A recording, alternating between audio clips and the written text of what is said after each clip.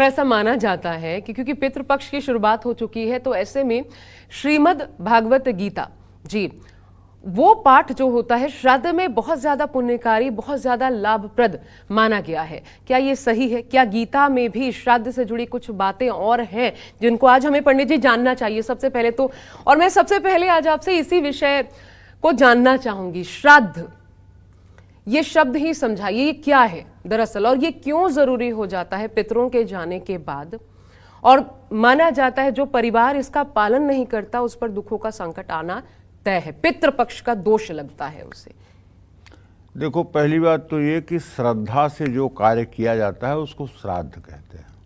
अच्छा, जो कार्य श्रद्धा से किया जाता है उसको श्राद्ध कहते हैं। ये तो बड़ा शुभ शब्द है। हाँ, श्रद्धा से जो कार्य किया जाता है उसको श्राद्ध कहते हैं। अच्छा। और दूसरी बात, हमारे सनातन धर्म में ये मान्यता है, ईश्वर अंश जीव अविनाशी, चेतन अमल सहज सुख राशि। इस चराचर जगत में जितने मनुष्य पैदा हुए हैं सब उसी ईश्वर के अंश हैं। बिल्कुल। और अंश ही नहीं हैं, वो ऐसे अंश हैं, नयनम छिद्रंति शास्त्राणि नयनम दहति पावकः न चैनम क्लेदयन तापो न शोषति मारुतः। जो किसी शस्त्र के द्वारा मारे नहीं जा सकते, न जो किसी अग्नि के द्वारा जलाए नहीं जा सकते, न किसी मतलब कि ताप के द्वारा सुखाए जा सकते हैं, और न किसी हवा के द्वारा उड़ाए जा सकते हैं। मतलब वो अजर अमर अविनाशी हैं। और वही ईश्वर अंश अस्थावर जंगम जड़ चेतन समस्त जीवों में वही अंश जो है वो विराजमान है, वही अंश विराजमान है। तो ऐसे में गीता के पहले अध्याय में ही जब अर्जुन मोहग्रस्त होते हैं तो भगवान से कहते हैं, सेनयोरुर्भयोर मध्य रथम स्थापय मेच्युतः। हे अच्युत, हे भगवान, हे श्री कृष्ण, मेरे रथ को दोनों सेनाओं के मध्य में स्थापित करिए।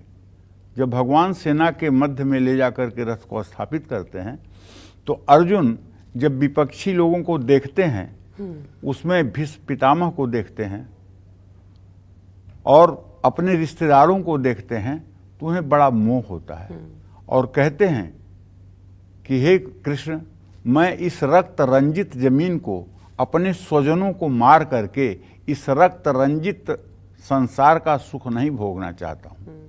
मैं भिक्षाटन करके जीविका चला लूँगा, लेकिन रक्त रंजित इस जमीन को मैं नहीं भोगना चाहता हूँ। और कुलद्रोह करने से, अब यहीं पे गीता में कहते हैं, अर्जुन कहते हैं, कुलद्रोह करने से कुल की स्त्रियां व्यभिचारिणी हो जाती हैं और उससे वर्ण संकर की उत्पत्ति होती है। और वर्ण संकर जब पिंडदान करता है तो उससे पिंडोदक क्रिया लुप्त हो जाती है और सारे पितर नरक में चले जाते हैं। वर्ण शंकर क्या है पंडित जी? वर्ण शंकर क्या है? वर्ण संकर इसको कहते हैं बेटा, उच्च जात की कन्या और निम्न जात के पुरुष के साथ जो संतान उत्पन्न होती है उसको वर्ण संकर कहते हैं। ठीक। हमारे यहाँ ज्योतिष में जब कुंडली मेलापक भी होता है तो वरस्य वर्ण तोधिका नतस्य बुधे गणे, मतलब वर का वर्ण जो है हर समय कन्या के वर्ण से ऊंचा होना चाहिए। वरस्य वर्ण तोधिका नतस्य बुधे गणे, तो ये वर्ण संकर का मतलब है। तो वर्ण संकर से क्या होगा? पिंडोदक क्रिया लुप्त हो जाएगी। पिंडोदक क्रिया का मतलब जब लुप्त हो जाएगी तो पितर अधोगति में चले जाएंगे। लेकिन ये अर्जुन के सारे वाक्य मोहयुक्त हैं। अब इसको प्रमाण न माना जाए, इसलिए कि अगर आदमी मोहयुक्त होकर के, विषादग्रस्त होकर के, मोहग्रस्त होकर के अगर कोई बात कहता है तो ऊपर की नीचे बात भी हो सकती है। जब आदमी विवेक में कोई बात बोले तो उसको पकड़ना चाहिए, ठीक है ना? अब जैसे समुद्र ने आकर के कहा कि ढोल गंवार शूद्र पशुनारी सकल ताड़ना के अधिकारी, ये समुद्र ने आकर कहा है। ये भगवान राम ने तो नहीं कहा ना, ये गोस्वामी तुलसीदास जी कह रहे हैं कि समुद्र ने ऐसा करके कहा। समुद्र की बात को क्यों पकड़ के बैठते हो? वो आर्त होकर के, भयभीत होकर के आया है, वो कुछ बोल दे अनाप शनाप। तो कहने का मतलब भाव देखिए, प्रभु श्री राम जब लक्ष्मण के शक्ति लगती है तो भाव विभोर हो जाते हैं, और भावुकता में कहते हैं निज जननी के एक दुलारा, ताकर तासु तू प्राण अधारा। मतलब तुम अपनी माता के अकेले, शत्रुघ्न लक्ष्मण तो दो भाई थे, लक्ष्मण और शत्रुघ्न, निज जननी के एक दुलारा, तो एक दुलारा कैसे? तो कहने का मतलब सहित, जिसमें हित जुड़ा हो उसको साहित्य कहते हैं। ठीक है, कहीं कहीं भावावेश की बात दिखाई जाती है, भाव दिखाया जाता है, तो भाव को भी प्रधानता दी जाती है। इस तरह से महाभारत का युद्ध शुरू होने से पहले भगवान श्री कृष्ण ने अर्जुन को गीता का ज्ञान दिया था। गीता का 7वां अध्याय पितृमुक्ति और मोक्ष से जुड़ा हुआ है। गीता के 7वें अध्याय को ज्ञान विज्ञान योग कहा गया है। पद्म पुराण के उत्तरखंड के अध्याय 181 में भगवान शिव ने मां पार्वती को गीता के 7वें अध्याय का महात्म बताने के लिए पाटलिपुत्र माने आज का पटना नामक नगर में रहने वाले एक शंखकुर्ण नाम के एक ब्राह्मण के मृत्यु की कथा सुनाई। ब्राह्मण की मृत्यु के बाद उनको सर्पयोनि में स्थान मिला, जहां उनको बहुत पीड़ा सहनी पड़ी। इस पीड़ा को सहते हुए ब्राह्मण अपने बेटों के सपने में आए। सपने में आकर उन्होंने अपने पुत्रों को कहा कि मैं अपने पूर्व जन्म के गड़े हुए धन की प्राप्ति के लिए ही मैं इस योनि में आया हूँ, मुझे जल्दी इस योनि से मुक्त करो। मेरे श्राद्ध के दिन तुम घर में ब्राह्मण को बुलाकर उसे श्रद्धापूर्वक भोजन कराओ, पिंडदान और तर्पण करो, इससे मेरी मुक्ति हो जाएगी। भगवान शिव पार्वती जी से कहते हैं कि मैंने तुम्हें अभी गीता के 7वें अध्याय का महात्म सुनाया है, इसके सुनने मात्र से ही व्यक्ति सभी पाप ताप से मुक्त हो जाते हैं। पितृपक्ष में गीता के 7वें अध्याय का पाठ जितना हो सके उतना ज़्यादा करना चाहिए। पितृपक्ष में गीता पढ़ने और सुनने से पितरों को शांति मिलती है। जो व्यक्ति अपने घर में हर दिन गीता का पाठ करता है या सुनता है, उसका मन शांत रहता है, जीवन में कष्ट कम होते हैं। गीता में 2 अध्याय में वर्णन आता है, ध्यायतो विषयः पुंसः संघस्तेषु उपजायते, संघात संजायते कामः, कामः क्रोधो विजायते, क्रोधात् भवत् सम्मोहम्, सम्मोहात् स्मृति विभ्रमः, स्मृति भ्रंशात् बुद्धिनाशो, बुद्धिनाशात् प्रणश्यति। क्रोध से भ्रम पैदा होता है। अगर आपको कोई इच्छित वस्तु, कामना परक वस्तु नहीं प्राप्त होती है तो आपको क्रोध होगा। किसी चीज में यदि आपको राग या द्वेष है, उसके प्राप्ति अप्राप्ति में आपको क्रोध होगा, और क्रोध से क्या होगा? भ्रम पैदा होगा। ध्यायतो विषयः पुंसः संघस्तेषु उपजायते, संघात संजायते कामः, कामः क्रोधो विजायते, क्रोधात् भवत् सम्मोहम्, और भ्रम से बुद्धि खराब होती है। सम्मोहात् स्मृति विभ्रम, स्मृति भ्रंशात् बुद्धिनाशो, जब बुद्धि खराब होती है तो तर्क नष्ट हो जाते हैं, और ऐसे ही लोग आत्महत्या तक कर लेते हैं। ऐसे ही लोग भावुकता में आकर के अपने जीवन तक को त्याग देते हैं, और जब जीवन को ऐसे में त्याग देते हैं तो मैं बताऊं, आत्महत्या से बड़ा दुनिया में कोई जघन्य पाप नहीं है। क्या आप समझते हैं कि इस शरीर को छोड़ करके आप मुक्त हो जाएंगे? ऐसा नहीं है। आपका जीव अविनाशी है। ईश्वर अंश जीव अविनाशी, चेतन अमल सहज सुख राशि।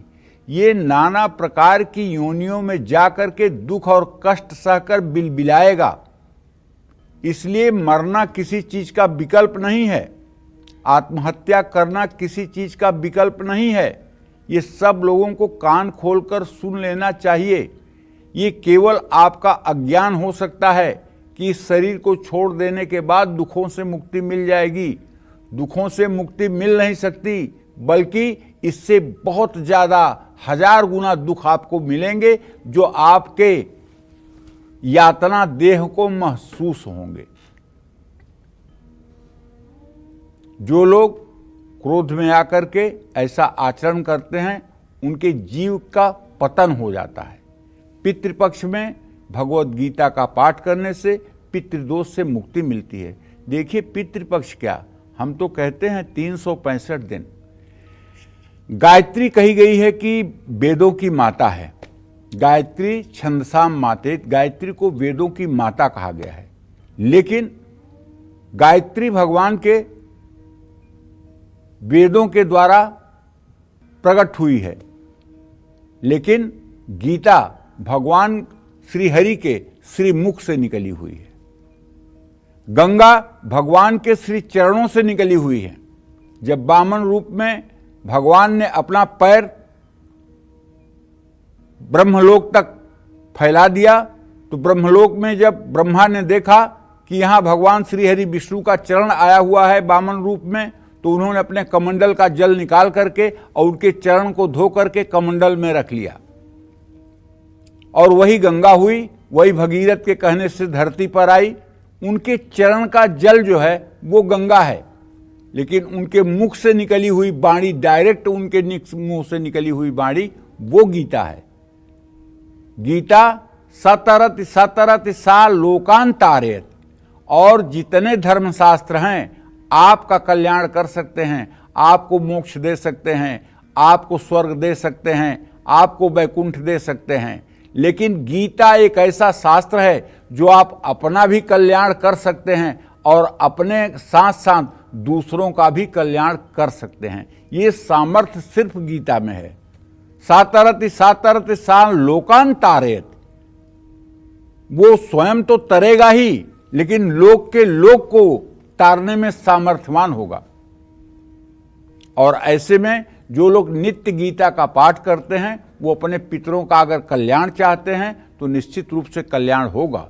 जन्म के साथ ही हर व्यक्ति पर देव, गुरु और पितर के ऋण होते हैं। देवताओं की पूजा करने से देव ऋण, गुरु की आज्ञा का पालन करने से गुरु ऋण, और श्राद्ध, तर्पण, पिंडदान और गीता का पाठ करने से पितर ऋण से मुक्ति मिलती है। पितर पक्ष में गीता के सभी अध्याय का पाठ करने से जो पितर बहुत कष्ट में होते हैं, तीर्थ, दान, तप और यज्ञ भी उनकी मुक्ति नहीं कर पाते हैं, उनको सिर्फ गीता के 7वें अध्याय के पाठ से भी मुक्ति मिल जाती है। इसमें कोई संदेह नहीं है। जय मां विंध्यवासिनी। बहुत व्यापक विषय है, लेकिन बहुत कुछ है चर्चा करने के लिए। बीच बीच में पंडित जी से वो सवाल जरूर पूछूंगी, लेकिन